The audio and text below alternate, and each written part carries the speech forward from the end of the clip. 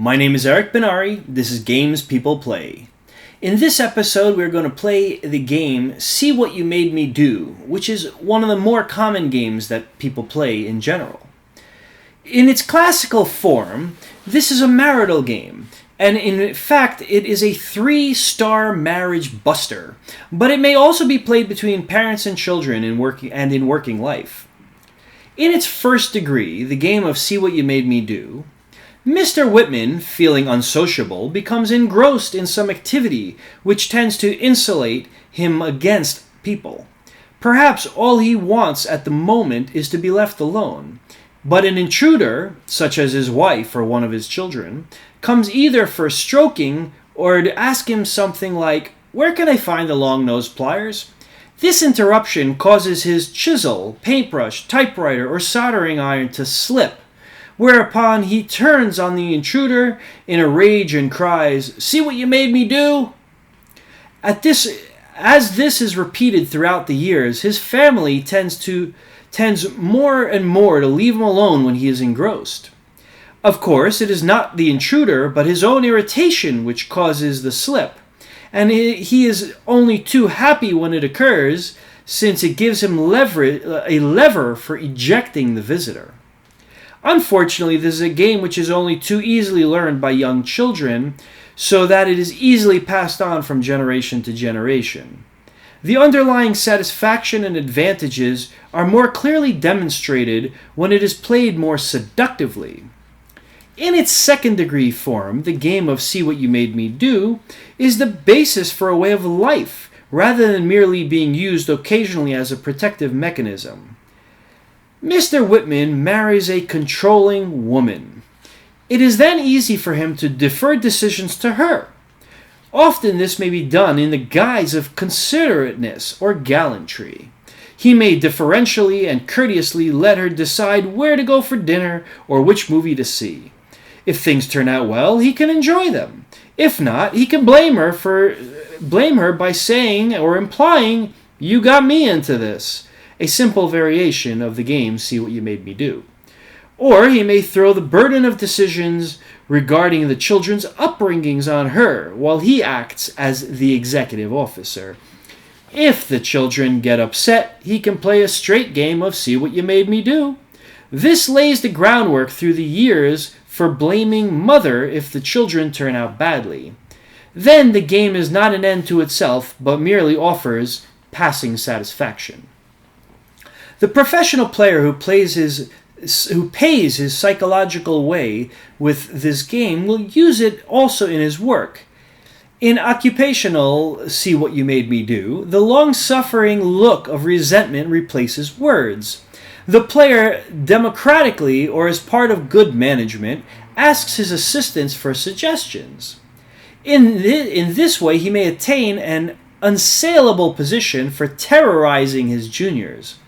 Any mistake he makes can be used against them by blaming them for it. Used against seniors, blaming them for one's mistake. It becomes self-destructive and may lead to termination of employment, or in the army to transfer to another unit. In its third degree, See What You Made Me Do has a hard form that may be played by paranoids against people incautious enough to give them advice. In this format, it may be dangerous and in rare cases even fatal. See What You Made Me Do and the game You Got Me Into This complement each other nicely, so that the combination is a classical basis for the covert game contract in many marriages. The contract is illustrated by the following sequence. By mutual agreement, Mrs. Whitman did the family bookkeeping and paid the bills out of the joint checking account because Mr. Whitman was supposedly poor at figures. Every few months, they would be notified of an overdraft. Mr. Whitman would have to square it with the bank. When they looked for the source of the difficulty, it would turn out that Mrs. Whitman had made an expensive purchase without telling her husband. When this came to light, Mr. Whitman would furiously play his "You got me into this" role, and she would tearfully accept his rebuke and promise it would not happen again. everything would go smoothly for a while, and then a creditor's agent would suddenly appear to demand payment for a long overdue bill.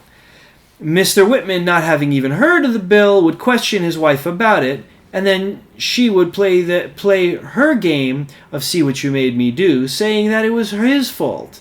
Since he had forbidden her to overdraw their account, the only way she could make ends meet was by leaving this large obligation unpaid and hiding the duns from him.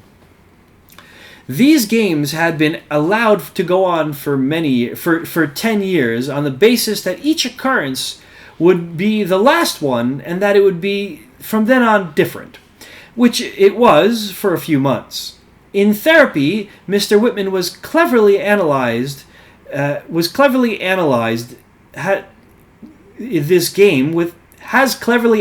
this game without any assistance from the therapist, and also devised an effective remedy. By mutual agreement, Mrs. Whitman put all charge accounts and their bank account in his name. Mrs. Whitman continued to do the bookkeeping and make out the checks, but Mr. Whitman saw the bills first and controlled the outgoing payments. In this way, neither duns nor overdrafts could get by him, and they now shared the budgetary labor. Deprived of the satisfactions and advantages of these games, the Whitmans were at first at a loss, and were then driven to find more open and constructive types of gratification from each other. Let's discuss the antithesis. The antithesis to the first degree of See What You Made Me Do is to leave the player alone, and to the second degree of the game to throw the decision back on Mr. Whitman. The first degree player may react by feeling forlorn but seldom angry. The second degree player may become sulky if he is forced to take the initiative, so that the systematic anti-See What You Made Me Do game leads to disagreeable consequences. The antithesis to the third degree of this game should be put into competent professional hands. The aim of this game is vindication. Dynamically, the mild form may be related to premature ejaculation. Yes, seriously. The hard form to rage is based on anxiety over castration. I'm serious. The external psychological gain of essentially avoidance of responsibility is prominent, and the game is often precipitated by the threat of impending intimacy, since the justifiable anger offers a great excuse for avoiding sexual relations. The existential position is, therefore, I am blameless. Thank you for watching. I'll see you in the next game that we will play.